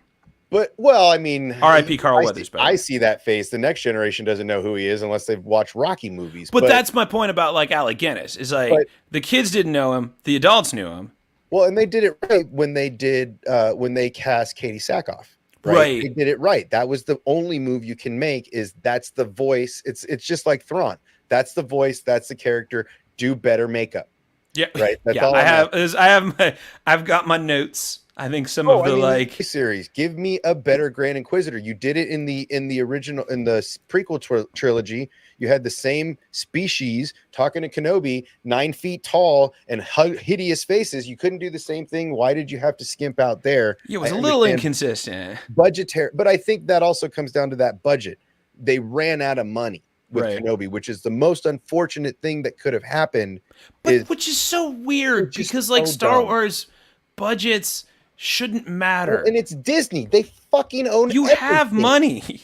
right? They own everything. There was You no- own the Muppets. You could go into the Henson studio and be like, hey man, we need an alien. And be like, well, I got this one. It's been under the radiator for a couple of years. It's like, don't worry Right. about it. We'll use it. Yeah, I just Put it on that guy. There's so many easy roads to go down, but ultimately the way that I nitpick is about little things. I don't care about the scooter gang and Boba Fett. I don't care about this stuff. There's so much room left on the table for some good shit, right? Yeah. Boba Just Fett, stop trying to appease. You cannot appease your fans. Never. You just can't. Stop doing that. Well, Bring and I in think we're people learning who that with like the Acolyte. right, exactly. Bring in people who like Star Wars to make Star Wars. Just let them do that. Well, you can't do that because then you get everybody complain. Look, you bring somebody in like Robbie Rod, right? I'm sorry, I'm not allowed to call him that anymore. You bring somebody in like Robert Rodriguez because I want to call him by his proper name. now. Roberto. He's lost his cool card. You bring in somebody like that brings in this amazing pitch about Boba Fett, and you're like, yeah, that looks awesome. Do that. And then he comes in and he brings some bullshit. Here's the thing. I was all in on Book of Boba Fett because I'm like, this is Dusk Till Dawn. But we didn't get Dusk Till Dawn. We got Spy Kids. Yeah. And you're like, oh, somebody should have just been like, hey, Roberto, lean more on Desperado. Dude, thank you. Little less on Planet Terror. Do Just some FYI. machete, do some crazy fun stuff. Yeah. Don't It's give not us- you. I know it's for kids. I know it's Disney for is kids. paying your checks, and seeing the mouse on your paycheck is probably very like, oh man, you got to do it this way. But that's not what they wanted, right? And so you gave us this awesome idea of what it was gonna be, and you made that fight scene in Mandalorian. But ultimately, I'm not a fan of big directors directing Star Wars. Yeah. Give me smaller, talented directors that know how to Star Wars. Stop give me Bryce Dallas Howard. Yeah. She grew up around All Star Wars. across the board. But stop giving me big name celebrities that want to direct. Star Wars has become the new Modern Family, right? Everybody Interesting. wants to be there. Everybody Oh, wants yeah, to yeah, be yeah. a piece. Everybody wants to get in on the action and be on the set. And it's like, no, this is not that show. Go do whatever other show, Miss Maisel. Go do Create your own, man. something else. But ultimately, this is not the space for celebrities to celebrity. And so I'm glad that they did what they did in Acolyte. I'm digging Acolyte. I like it. I'm okay. I'm I have my qualms, but I got my qualms with all Star Wars. That's the whole I'm gonna point. wait till it's over. Yeah, But that's the other thing. it's I'm over. really sick of humans arguing about which episode is better in the series because I'm like, that's arguing like what chapter is better in the book. Wait till the book's done, Yeah. and then Read you the can Da talk Vinci about Code. it. Read the Da Vinci Code and then come to me in the middle and go, this book sucks. And you're Yeah, gonna keep exactly. kicking the balls because you're 3 chapters short of some awesome. Yeah, you haven't gotten to the good stuff yet. And the good stuff may not come. And then you can be like, hey, this sucked. And you can be like, yeah, it did suck. But when you're 3 episodes in, you don't know shit. Yeah. And that's the complaint is that I'm sitting here in this space going, just wait till it's over. And then, but I get it again, that's why I don't call them grifters anymore. 'Cause Right, they're not right. grifting. They're searching for that outrage to get those clicks, right? Which is the whole problem with the media that we were talking about in the very beginning. You've got 24-hour news cycles. You've got to make people pay attention. So you're just going to bring up some shit and you're going to dunk on stuff. Well, but it's even more so. That's television that the older generation is stuck watching. Most of the younger generation is watching here. And when the thumbnails are nothing but rainbow flags behind red-eyed Kathleen Kennedys and Leslie Headland, it throws a message that there's a little bit of hate inspired by that. And so that's what I'm talking about. I'm talking about the outrage hunters that build their thumbnails around clicks and views. The media is going to media. They've got corporate sponsors. These people don't. And so these are the people that I don't agree with. I don't dog them. You do you. This is your world. You dance the way you want to dance.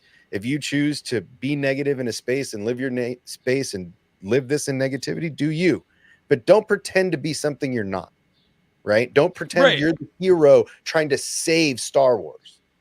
Yeah, stop. Right? Yeah, don't try to save it. Don't try to get in there and change the thing. Just do the story. Right. It will settle itself.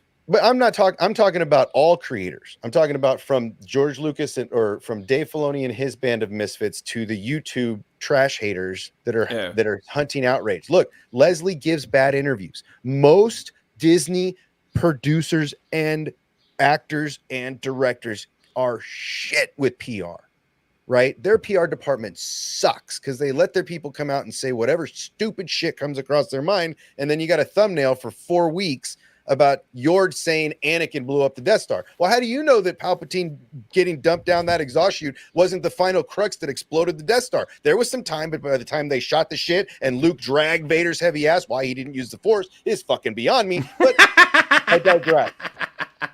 Do we have to go back down that road? So, but ultimately it's your Star Wars. You live your Star Wars.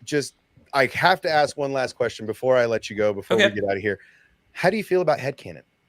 Headcanon. So this is a word that people in the YouTube space use to justify the canon they want to accept versus the main canon that is established. See, I think headcanon is fucking stupid. I think first off, thank you for teaching me that term. I've never heard headcanon before. Headcanon. Or I'd heard it, but never really knew what it meant.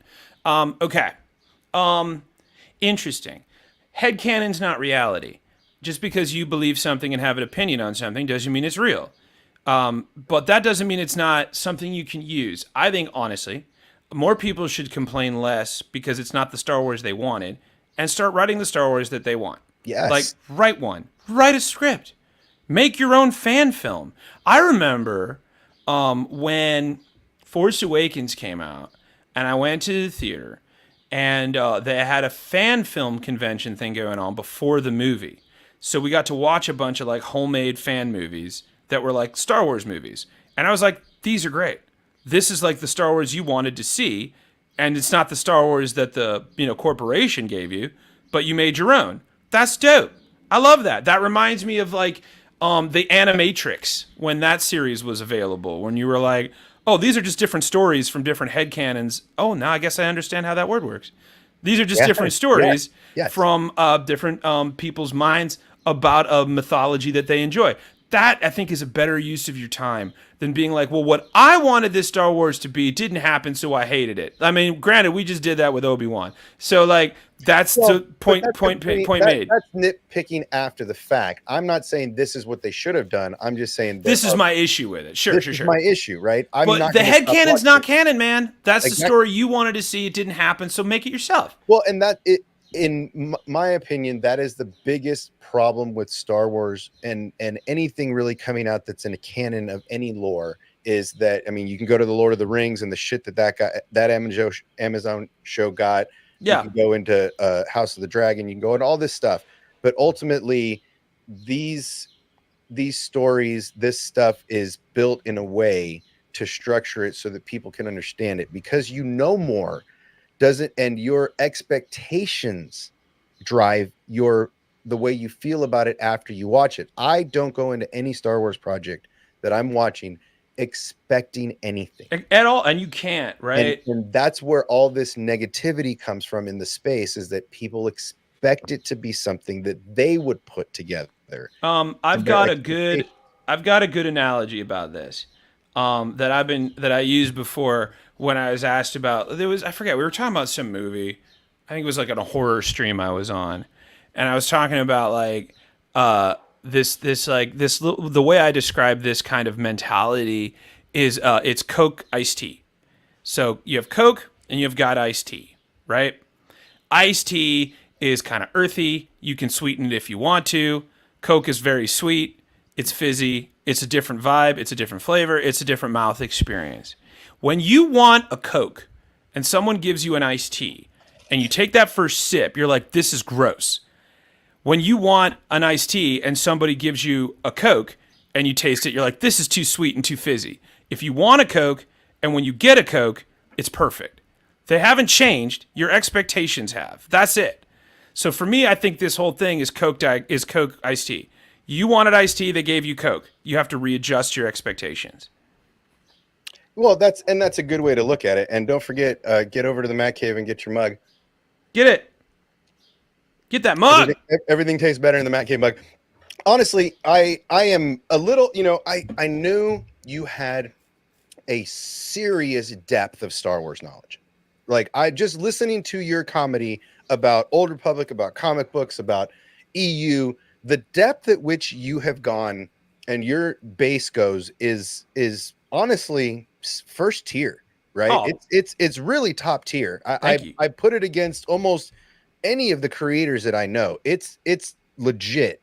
And that's why I wanted to bring you on. I wasn't sure of your perspective, of your point of view on Star Wars, and that's the most I was looking to get, was to figure out which tier of Star Wars you appreciate, right? Because there's people that don't appreciate this, there's people that don't like this, there's people like me. I love it all. Yeah. There's not a Star Wars out there that I don't like. There's stuff that I think could have been done better, could have been handled with a little more care, could have, should have, would have, could have, but didn't. Right? This is what we get, and this is what the space I get to live in. But I wasn't sure where your head was at. And I gotta say, from a bird's eye view, sitting on the wire, I should be sitting on the wire up there with you. Yeah, get up here, man. It's very, really very high. That perspective is very, very in tune. I feel very in tune to where your mind head is at. It's just like I said, man. It's pizza. It's just good, and it's just not. It's not every day. It's my little escapism. It's where I get to just hang out and feel seen, and that's nice. Of course, I've got notes. You got notes on everything. It's never going to be what you want it to be because you didn't do it. And if you are that mad about it, go out and write your own, because there's plenty of avenues for that. And that's the other, like, if you're mad about it, create your own thing. Go put it online. You have a production company in your pocket right now, some of it is the best quality you're ever going to get. It's a crazy time. The fact that you can do that with your phone in your pocket. So make your movies, man. Get a bunch of pals, go in the backyard, make a Jedi fight video, put it on YouTube. There you go. You got it out of your system. You can show the people with the money that this is how you want your Star Wars. And hey, if it's really good, you might get to make one. Well, now you're the change. Look what they did with Robbie Rod. Right. Robbie Rod put out Robbie Ropes with kids in his backyard with toys, and they gave him an episode that turned out great, and then they gave him a show that sucked balls. But you can tell that Favreau... Okay, here's another great one, right?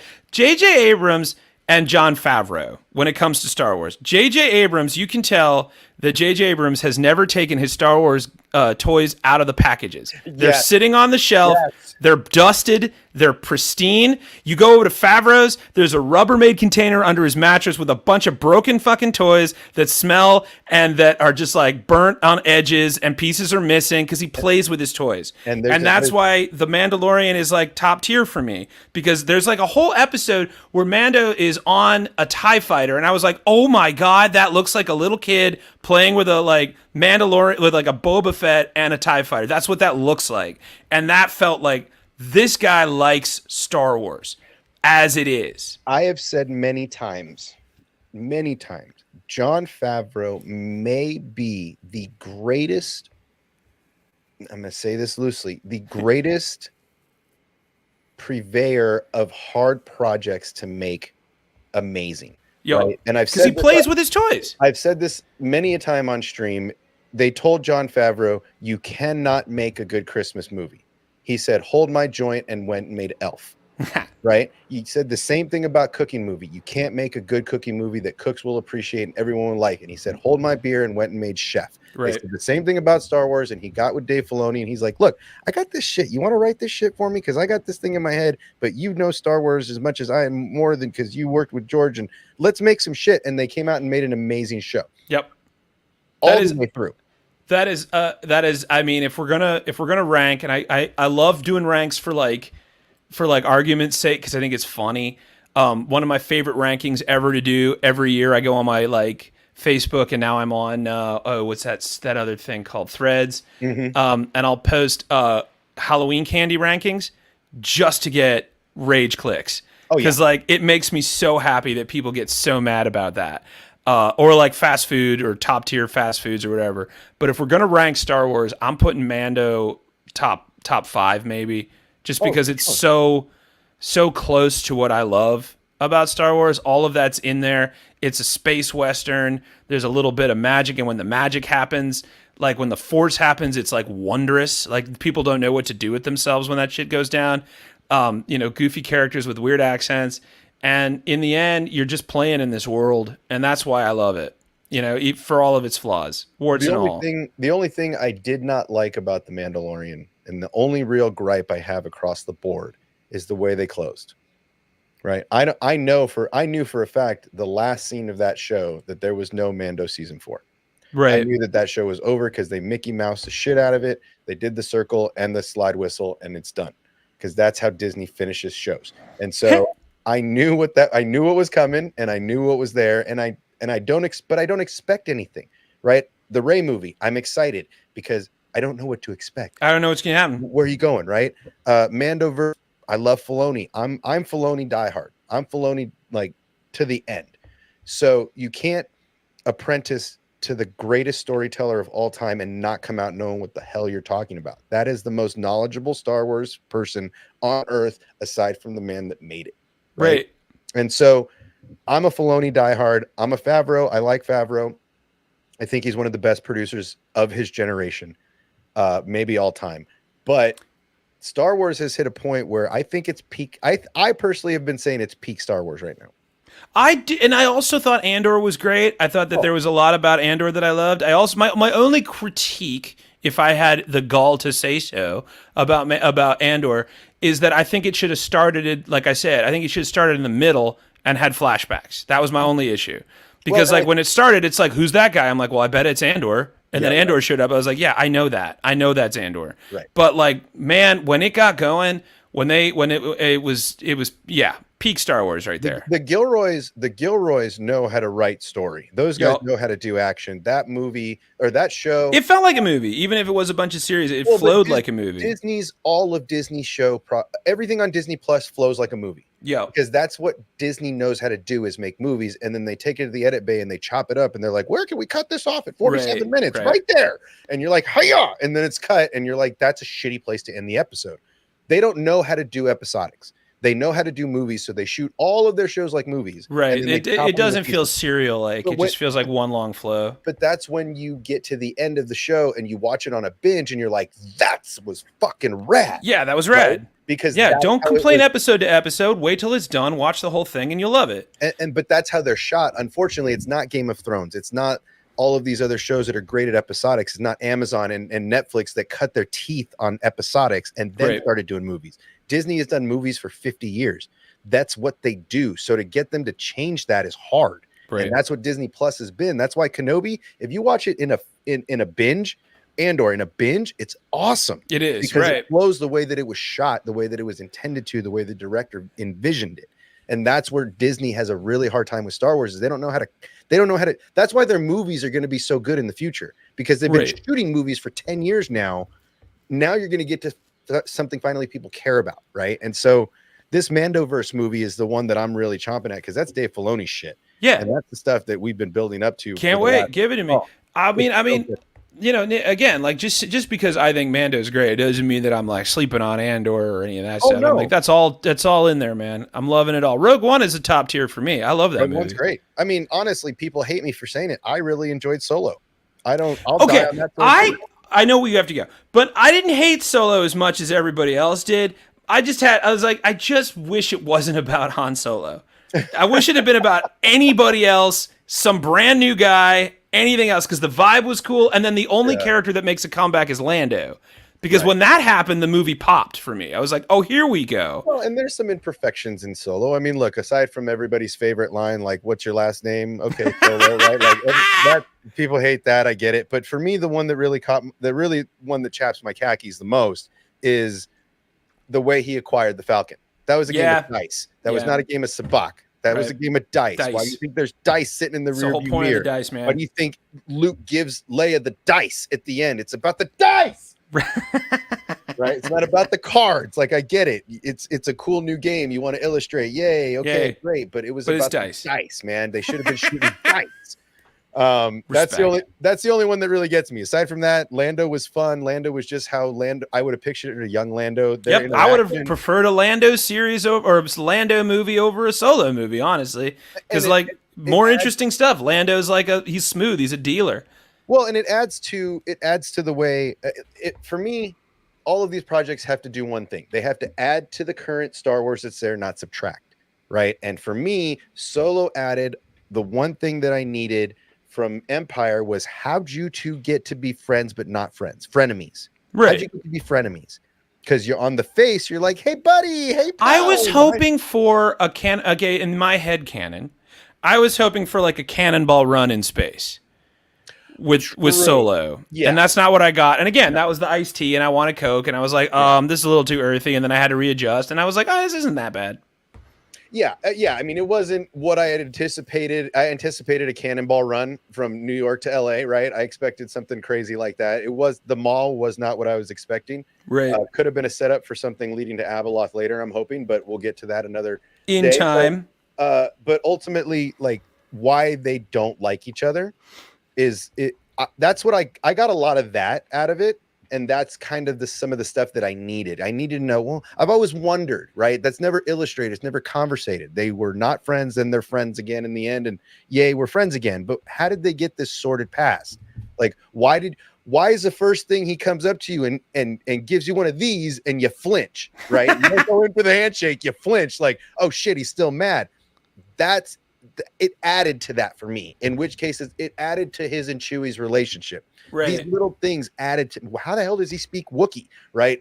Yes, okay, I get it. It's a stupid ass reason they gave us why he spoke Wookiee. I've always kind of felt like I don't need reasons. That's the other thing with Star Wars. I don't need them. Just have fun. But ultimately, I always kind of felt like Han had a little bit of the Force more than he knew. That's why he was such a good pilot. That's why Guido shot first and why he didn't die. That's why,